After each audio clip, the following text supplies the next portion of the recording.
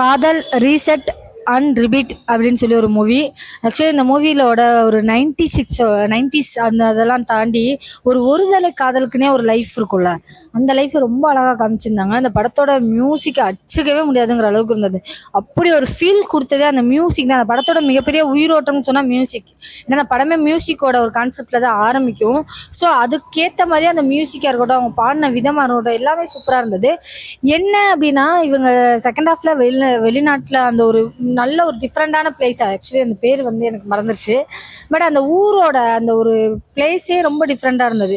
எனக்கு என்னன்னா அதை இன்னும் கொஞ்சம் நல்லா காமிச்சிருக்கலாங்கிறது ஒரு இதாக இருந்தது. அதை தாண்டி இன்னொரு விஷயமா சொல்லணும்னு நினச்சேன்னா, எனக்கு பர்சனலாக சொல்லணும் அப்படின்னா, இப்போ வந்து ஒரு ஒரு ஊர் வெளிநாடு காட்டும் போது அது அவங்க காமெடி பண்ணுறதை விட நம்ம காமெடி பண்ணால் நல்லாயிருக்கும்.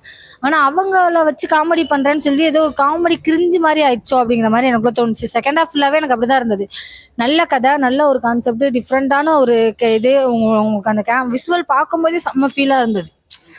செம்ம குவாலிட்டியாக இருக்கே அப்படின்னா, அந்த ஹை பட்ஜெட்டில் ஒரு லோ படம் அப்படிம்பாங்களே, அந்த மாதிரி உண்மையிலே இது லோ பட்ஜெட்டு. ஆனால் ஹை லெவலில் இருக்க அந்த கேமராவோட குவாலிட்டியாக இருக்கட்டும், விசுவலாக இருக்கட்டும், அவ்வளோ சூப்பராக இருந்தது. பட் ஏதோ என்ன மிஸ்டேக்ஸ்னா, கதையை இன்னும் கொஞ்சம் இம்ப்ரூவ்மெண்ட் பண்ணியிருக்கலாமோ அப்படிங்கிற மாதிரி எனக்குள்ள தோணுச்சு. ஆக்சுவலி வந்து இது எப்படின்னா, காதல் ரீசெட் அப்படிம்பாங்க, ரிப்பீட் அப்படிங்கிற ஒரு விஷயம் இருக்கும். என்ன அப்படின்னா, இந்த கதையை ஒரு ஒன்லைனில் சொல்லணும் அப்படின்னா, ஒரு ஒன் சைடாக லவ் பண்ணுற பையன், தன்னை லவ் பண்ணுறாங்கிறதே தெரியாத ஒரு பொண்ணு வேற ஒரு பையனை லவ் பண்ணிட்டு இருப்பா. திடீர்னு அவளுக்கு ஒரு மறதி மாதிரி வந்து ஒரு ஒரு வியாதி மாதிரி, அனிமிசா மாதிரி வந்துடும். ஒன்னே நடந்தது ஃபுல்லாக மறந்துடுவா. இதுதான் கதை. ஆனால் இதை ரிப்பீட்டடாக போட்டதே சீனே போடுற மாதிரியே எனக்குள்ள ஒரு தோணுச்சு. நீ வேற டிஃப்ரெண்டான வேற ஒரு விஷயத்த காமிக்கலாம். நீ அதே ஹாஸ்பிட்டல், அதே ஒரு சீனு, அதே இது இப்படியுமே ரிப்பீட்டடாக காமிச்சிட்டே இருக்கும்போது நம்மளுக்கே அறியாமல் நம்ம ஒரு ஒன் டைம் வாட்சபிள் லவர்ஸ், ஒரு ஒன் சைட் லவர்ஸ்லாம் இருந்தாங்கன்னா கண்டிப்பாக பார்க்கலாம். லவர்ஸ் போர் அடிச்சா போய் பார்க்கலாம். ஹாரிஸ் மாம்ஸை பிடிக்குன்னா இந்த படத்துக்கு வாங்க. அதுதான் ஃபஸ்ட்டு இந்த படத்தோட ப்ரிஃபரன்ஸு. ஏன்னா ஒரு பெரிய கம்பேக்னு சொல்லலாம். வாரணமாயிரம் அளவுக்கு இல்லைனாலும் இது வரைக்கும் நம்ம வந்து ரொம்ப வருஷமாக இசை அப்படின்னா பேக்ரவுண்ட் ஸ்கோர் வந்து மண்டை வலிக்கிற அளவுக்கு தான் பேக்ரவுண்ட் ஸ்கோர் கேட்டுட்டு இருக்கோம். பட் இந்த படத்தில் வந்துட்டு ரொம்ப மென்மையாக, ரொம்ப அழகாக அந்த லொக்கேஷனுக்கு ஏற்ற மாதிரி ஸ்காட்லாண்டு தான் வந்து அவங்க கவர் பண்ணியிருப்பாங்க இந்த படத்தில். ஸோ அந்த காதலும் ஒரு இசை சார்ந்த காதல் படம்னு சொல்லலாம். அதுவும் ஒன் சைட் லவ் ரொம்ப முக்கியத்துவம் கொடுத்துருக்கிற ஒரு படம். அதுக்கு பாடல்களும் சரி, பின்னணியும் சரி பிரமாதமாக இருந்தது. அதுக்கடுத்து இந்த ஸ்காட்லாண்டை காட்டின விதம் இன்னுமே நல்லா காட்டியிருக்கலாம். பட் ஒரு டிஃப்ரெண்டான லொக்கேஷனில் இந்த ஒன் சைட் லவ் ஸ்டோரி வச்சுக்கிட்டு ஒரு கான்செப்ட் என்னன்னா, ஹீரோயினுக்கு வந்துட்டு டெய்லி நடக்கிறது மறந்துடும். ஸோ அதை எப்படி அவளை வந்துட்டு கன்வின்ஸ் பண்ணி அந்த பையன் வந்து லவ் பண்ண வைக்கிறான்றது தான், அவள் சந்திக்கிற பிரச்சனைகளுக்கு எப்படி அவன் கூட இருக்கிறான்றது தான் கதை. அது ரொம்ப அழகாக பண்ணியிருக்காங்க.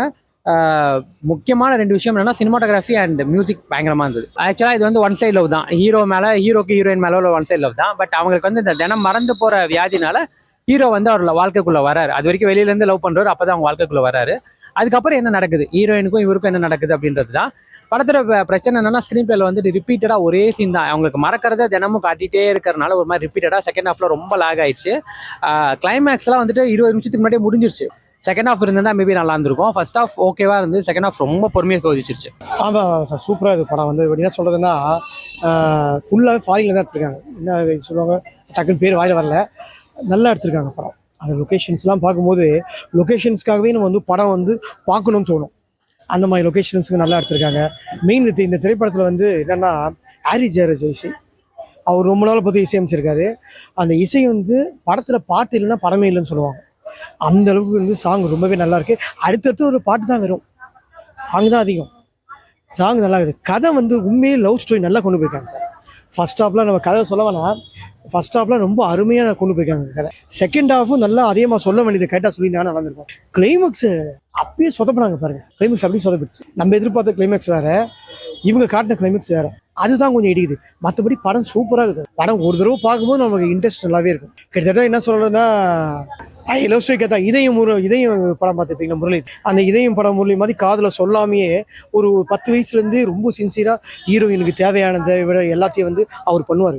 ஹீரோயின் வசதி உள்ள ஆளாக இருந்தாலும் அவருக்கு மியூசிக் தான் அதிகமாக இன்ட்ரெஸ்ட். அதில் ஒவ்வொன்றும் எல்லாம் பண்ணுறதெல்லாம் கதாநாயகி தூக்கி விடணுக்காக பண்ணுவார் 10 வயசுலேருந்தே. ஆனால் வந்து இத்தனை வயசுலேருந்து லவ் பண்ணுறான்ட்டு கதாநாயகி தெரியாது. அந்த மாதிரி காதலை வந்து சொல்லாமே இதய முரளி மாதிரி கொஞ்சம் வச்சிருப்பாரு. அந்த மாதிரி ஒரு ரொம்ப எமோஷன்ஸ் காட்டலை இதய முரளி மாதிரி. இப்போ இது என்ன தேவையோ அந்த ஒரு எமோஷனை காட்டிக்காங்க. அந்த இதயம் மாதிரியே காட்டியிருந்தாங்கன்னா இன்னும் நல்லா இருந்திருக்கும். ஆனால் முரளி மாதிரி நடிச்சிக்க முடியாது தெரியல. டபுள் அது ஒரு ஹீரோ அந்த அளவுக்கு இருந்தாலும் நடிப்புலாம் அந்த அளவுக்குலாம் சொல்ல முடியலாம் இல்லை. இந்த ஒரு கதாநாயகி நல்லா பண்ணியிருக்காரு, நல்லா சூப்பராக கதாநாயகி நல்லா பண்ணிக்காங்க. அதான் சொன்னேன், இந்த படத்தில் மெயின் வந்து சாங் தான். சாங் இல்லைன்னா படம் இல்லை. பேக்ரவுண்ட் மியூசிக்கு மெயின். இந்த சினிமா ஃபோட்டோகிராஃபிங்லாம் இருக்கும் பாருங்க, அதுதான் மெயின். அதுக்காக ஓனா படத்தை பார்க்கலாம் வேண்டி என்னென்ன நல்லா இருக்குதுன்னு சொன்னாங்களோ அப்படியே பப்ளிக் மாறிட்டாங்க.